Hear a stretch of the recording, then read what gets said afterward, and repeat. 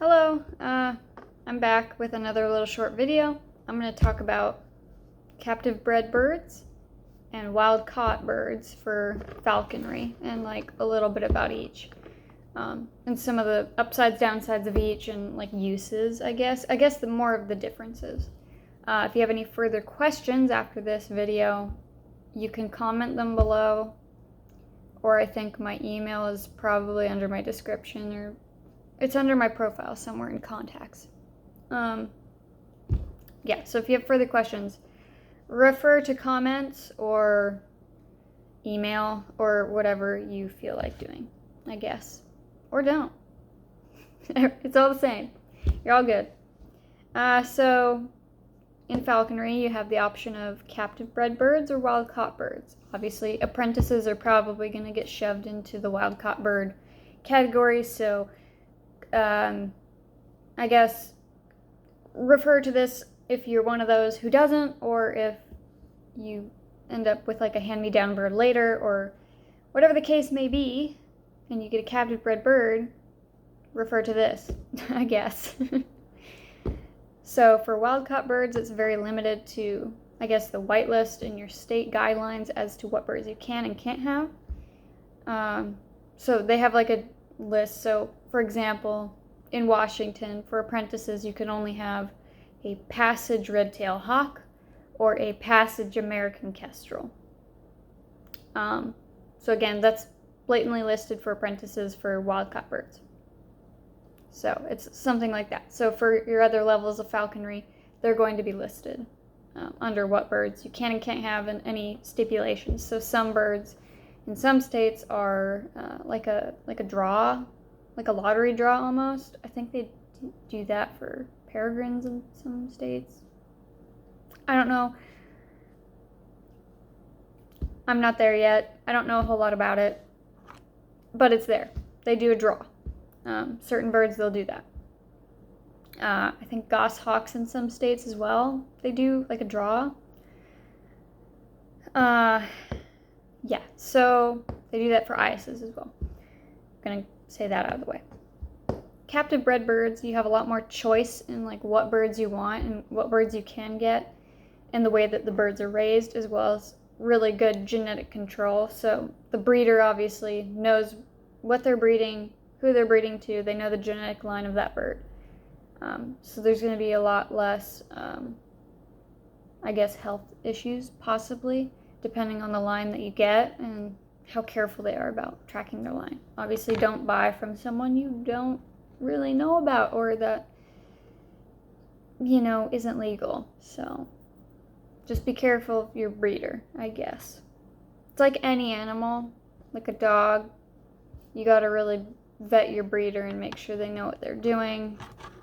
Make sure they're going through all the proper channels to not inbreed their animals and not give them health issues or knowingly breed birds that are just for profit and not for genetic strength, I guess. So captive bred birds, they have a few more options. So you can get parent raised, parent chamber raised. You can get like imprinted. You can get a variation of everything, tame, hacked, whatever. There's a lot of options. So the parent raised ones are going to act more like wild caught birds because they're raised by their mother that hatched them, who sat on the eggs for so many months. Or so many days, days. I forget how long they take to hatch. It depends on the bird. I think kestrels, it was 28 days, I want to say. Don't quote me. I may be thinking of something else. I want to say 28 days. Some birds are longer, a lot longer. Yeah, so you get birds like that are going to be more wild caught. They're going to behave the same way or similarly. They're not going to be people friendly, so you're going to have to man that bird, and that comes with its own upsides. Remanning a bird out of a chamber rather than an imprint. So chamber raised, you're going to get all the upsides of like a wild caught bird. Wild caught. Can't talk. It's fine. A non-parent raised bird. So a bird that has been raised by a human, so imprinted upon by a human, will be more apt to be a screamer, as they call it. So these birds, they see you, they either think that you're a bird or they think they're a human. And that turns them into, I like to call them the Karens of the bird world. They believe they are entitled to everything. So they see you, they're like, caw, caw, caw, I am human, feed me. Or they're hitting on you and like, you know, they think you're a bird. They think you're their mate, basically. So they're just screaming at you like, come back, come back. I just call them the Karen birds that like to scream, or the screamers. I'm sure any of you who have met an imprinted bird know which ones are imprinted. You know as soon as you walk by which ones are imprinted. Guaranteed. As soon as they see their owner, it is nonstop. And then they don't shut up. They see something, they see you, they catch a glimpse of you, and they start going off, and they will not stop for an afternoon. There are exceptions. Some of these birds are quiet. Some of them are not. Most of them are not.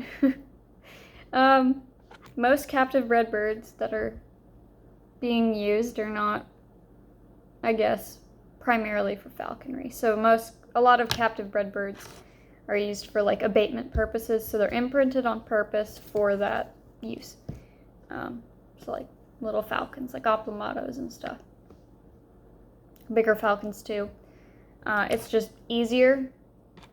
With captive bred, there's a few regulations involving those, so you always have to have a radio tracker on that bird. That's part of regulation to fly them in any setting. So whether it's an abatement license, education license, or falconry license, you have to have a radio tracker on that bird, or a GPS tracker, whichever one you have, or whatever type of tracker your country may use.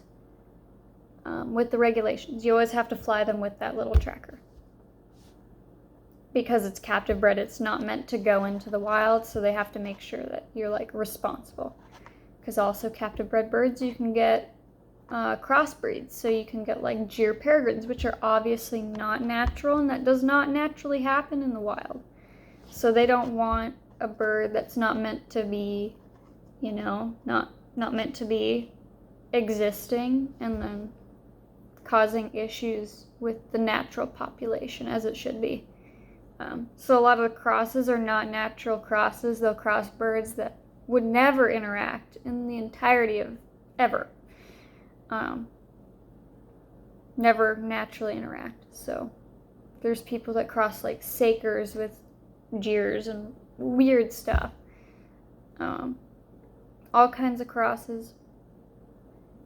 But yeah, it's all about doing their due diligence and making sure to protect the natural population.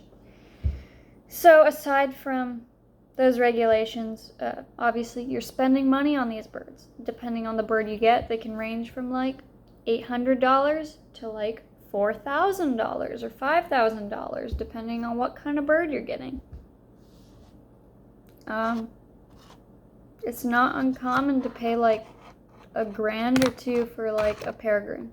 Just a basic, boring peregrine. Not like one of the special varieties, just a peregrine of no specific, like non-antinanum or whatever, however you pronounce it. Just a regular one. Might pay like $1,500 to $2,000 for that bird. Obviously, bigger varieties are going to pay more because they're they're bigger, they're bred for taking out bigger game, things like that.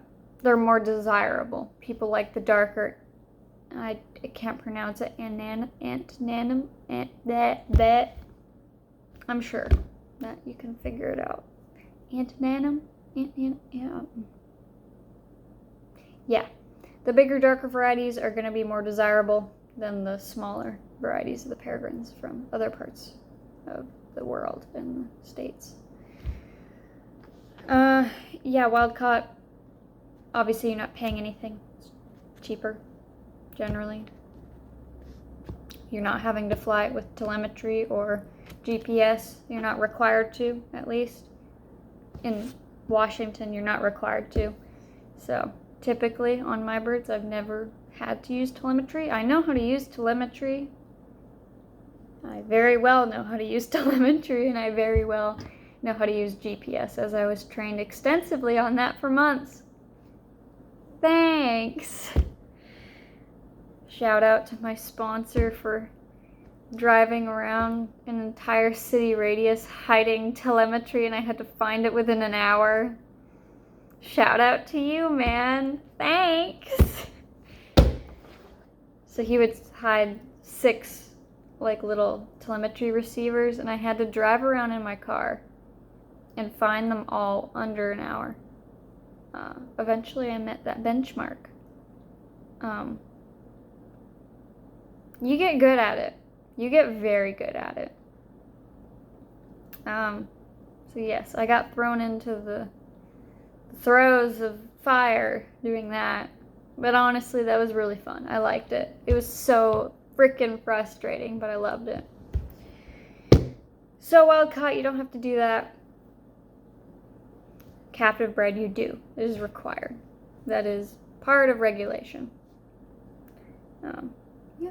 So that's all I got for right now. Hopefully that's a good little benchmark on what the difference is and upsides or downsides, or just a little intro into them. And that'll get you started. You can look at other resources, talk to your breeders, talk to people you know. Always chat with others, see what they think of breeders, to find a reputable one and one that you want to get a bird from. And always research your bird and your area for game. If you get a bird, like, let's say you buy a goshawk, but you live somewhere where there's nothing for a goshawk. You're not going to want a goshawk if you live somewhere where it's not smart to own a goshawk. Or an area for like ducks, and then you go and buy yourself like something that doesn't hunt ducks, like let's say a kestrel, and you try to hunt ducks with a kestrel. It's the same thing. It's not going to work. Anyway, that's all I got for you today. Have a good one.